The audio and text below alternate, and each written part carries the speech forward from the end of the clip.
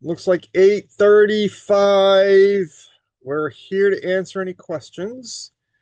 Richard Smith with Calibre Home Inspections, inspecting homes and protecting dreams. So, welcome, Alexis. It looks like just you and me so far. See if anybody else shows up today. It's kind of sluggish. It's the beginning of January, and we're just kind of waiting for things to kick off. Now, I got a pile of projects to do. Things that I just never had time during the regular part of the year to do. Oh Uh, yeah. so hey, what's going on this week? People calling in with questions or anything that we can address? Yes. We have had a couple questions about really how things work when they get a home inspection, which is surprising because I feel like on our side at least we are having an uptick of first time home buyers. Because I always Hmm, like to talk to them like, have you bought a house before? Have you been through the inspection process? Because I want to know how I talk to a first time home buyer is going to be completely different to somebody who's bought a house 3 or 4 times in their lifetime. So I that's always right. like to ask, well, are you a first time home buyer? Yeah. And we're having, from what I am seeing on the scheduling side, a lot more, which is really exciting. And a lot of people are excited. So they are excited. So I've had a lot of questions about, well, how does this work? What does this happen if something does come back on the report that I'm not really sure and I want somebody to fix it? What do I do with it? Oh, So the best thing is just talk to your agent. If it is a new construction, correct me if I'm wrong, they would give that to the property manager. If builder. they, I've noticed a lot of new constructions. Yeah, Yeah, the builder. Yeah, they don't have an agent representing them a lot of the times if it's a new construction in a subdivision. right, right. They just want an independent set of eyes, which is a great idea. Um, Mm-hmm. and on new construction, it goes the same with a resale. The types of things that I find are usually 9 out of 10 times little punch items, little things that the builder would say, "Oh yeah, yeah, I'll get that. I'll get that. Yeah, it's on my list. Oh, I saw that, but it fell off my list. I don't know what happened or whatever." And Yeah, they're human. and then yeah, it's built by people, and it's I look for all those things. Being that I've been inspecting 30 years, I look for all those things that are not a big deal, but really cause a problem in the future, particularly flashing or missing insulation in areas uh, that would create cold spots in the house or a balance in the heating and air. They usually get the heating and air right and they'll hook something up, but then someone will come behind them and the framer will have to repair something and something's disconnected. And uh, and then it just kind of falls through the cracks. But the best time to get me there is at the end when the builder thinks everything is done.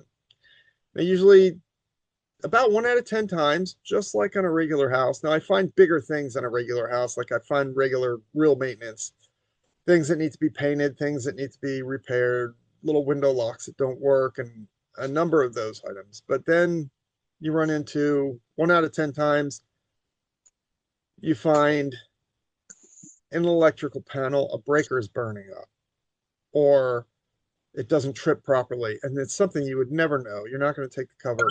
Owner's not going to take the cover off the panel, or a section is missing insulation. A whole section of the house. It happens. Um,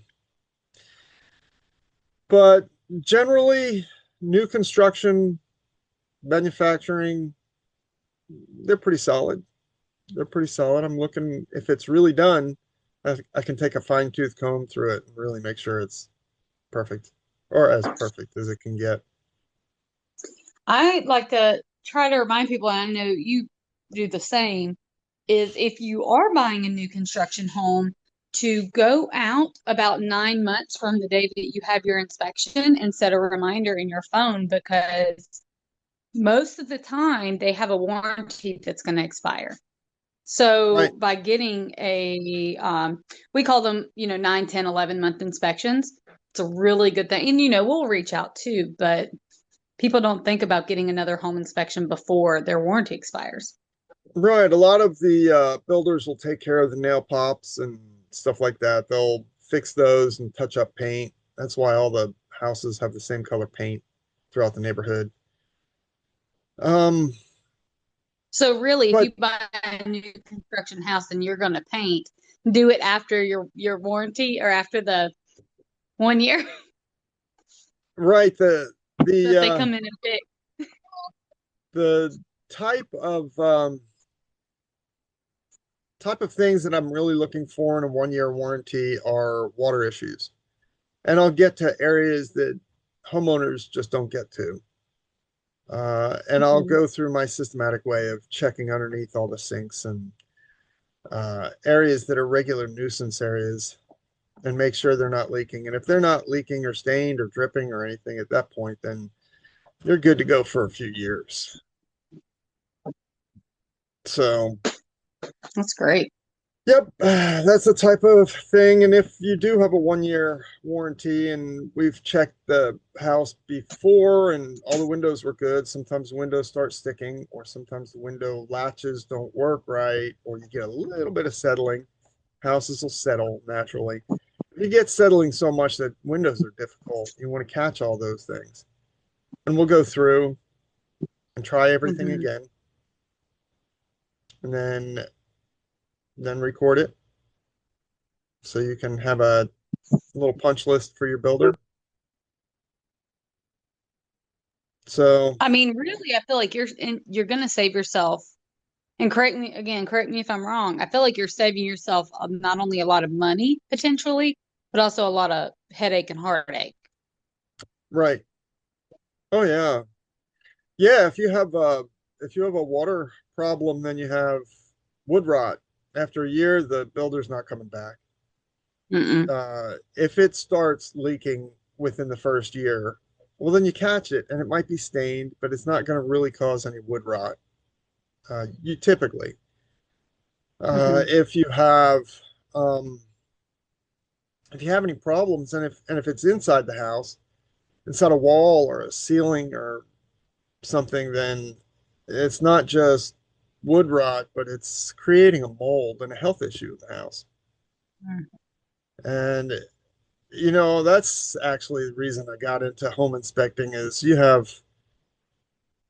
a house that has minor maintenance after it's ignored for years, you have major issues. And my heart just breaks because it's just a simple fix right up front.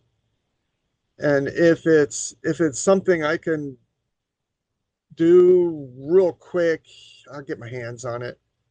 If it looks like you need a weekend project, I'll tell you what it is, and you can schedule that in yourself. Or if you need a contractor, you can get them there before it becomes a problem.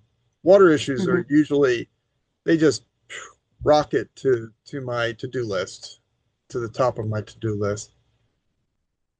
Yeah, and you've said in other videos that water issues can be the trickiest because you get a Mm, drip and then it runs and then it drips somewhere else.